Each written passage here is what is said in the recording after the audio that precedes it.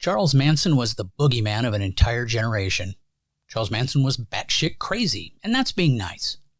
So we are going to wade knee-deep into the weird and pick out some Charles Manson Weird on today's episode of 5 Weird Things. Welcome to the channel. Charles Manson has fascinated true crime fanatics for decades. Helter Skelter, the book about the investigation, the trial, and subsequent convictions, is the best-selling true crime book of all time for a reason. We love to be scared spitless of things. I think the weirdest thing of all was the swastika carved into the middle of his forehead. Now, what struck you as the oddest thing of that entire situation? Let me know down in the comments. All right, let's get into it. First, the things we should all know. Charles Manson was a notorious American criminal who gained infamy for orchestrating a series of brutal murders in 1969. Manson formed a cult-like group known as the Manson Family, comprised of mostly young women who were drawn in to his charismatic personality and apocalyptic beliefs. Despite not physically participating in the murders, Manson was found guilty of first-degree murder and conspiracy to commit murder for directing his followers to carry out the killings. Weird thing number 5. Manson was a child criminal. Manson's criminal record began in his early teenage years, with his first documented offense occurring when he was just 13 years old. Manson spent significant time in various reform schools and juvenile detention facilities where he continued to engage in criminal behavior.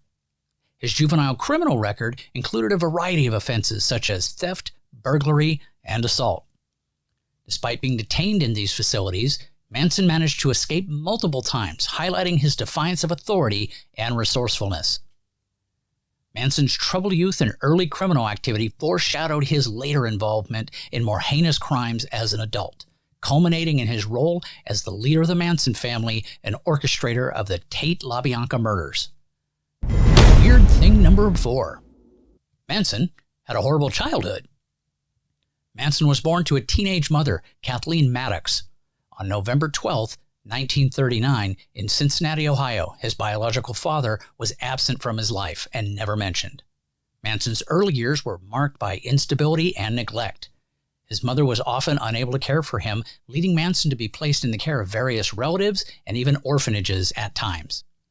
According to Manson, his mother once traded him for a pitcher of beer. Kathleen brought her young son to a cafe and was chatting with the waitress, who wanted a child of her own and thought Manson was cute. "A pitcher of beer and he's yours," she said. I don't know if that happened, were the police involved, or any other details, but it is a story that Manson repeated several times. Still, messed up childhood either way. Manson lacked stability in his early childhood, moving frequently between different homes and caregivers.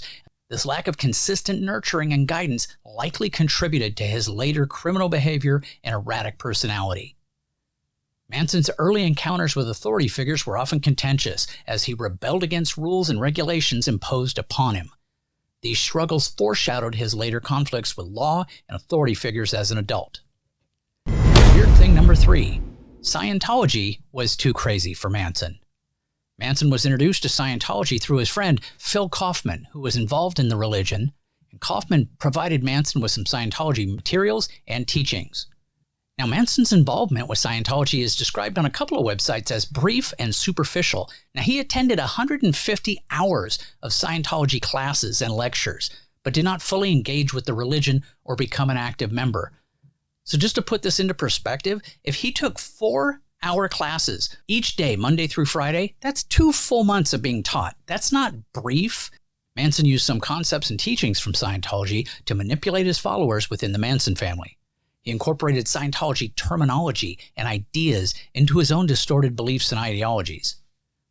Manson exploited the vulnerability and naivete of his followers, using Scientology teachings as part of his control tactics. He manipulated their desire for spiritual fulfillment and personal growth to exert more and more influence over them. Manson's association with Scientology was not endorsed or supported by the Church of Scientology. The organization distanced itself from Manson and denounced his actions, emphasizing that his beliefs and actions were not representative of Scientology teachings. Weird thing number 2. The Manson Family. The Manson family was a cult-like group led by Charles Manson during the late 1960s. Manson exerted significant control over his followers through manipulation and indoctrination. The Manson family lived together in various locations, including the Spahn Ranch in California, where they established a communal lifestyle. Manson preached about an impending race war, which he called Helter Skelter, and he believed they needed to be prepared for it. Now, as mentioned before, Manson followers were predominantly young women, and Manson's manipulation and control over them was total and complete. The Manson family is infamous for committing a series of brutal murders in August of 1969. Among the victims were actress Sharon Tate and several others. Manson directed his followers to carry out these killings, believing that they would incite the race war that he prophesied. And finally, weird thing number 1. The Manson trial and prison. The trial lasted over 9 months, making it one of the longest trials in California's history. The trial attracted intense media coverage due to the shocking nature of the crimes and Manson's bizarre behavior.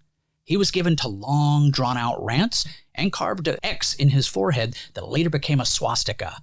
Manson and 3 of his followers were found guilty of first-degree murder and conspiracy to commit murder, leading to life imprisonment sentences. Manson spent much of his time in prison in isolation due to his notoriety and the danger he posed to other inmates.